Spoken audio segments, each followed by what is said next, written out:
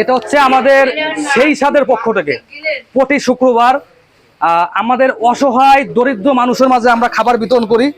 আজকে হচ্ছে আমাদের এটা করা হয়েছে মুরগির তেহেরি, এটা মুরগি দিয়ে তেহেরি করা হয়েছে। প্রতিদিন রাত 11টার দিকে আমরা এইভাবে অসহায় দরিদ্র মানুষের মাঝে আমরা খাবার বিতরণ করি সেই সাদের পক্ষ থেকে।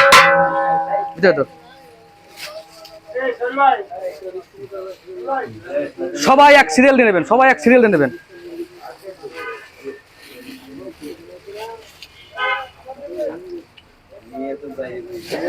সবাই এক সিরিয়াল দাঁড়ান।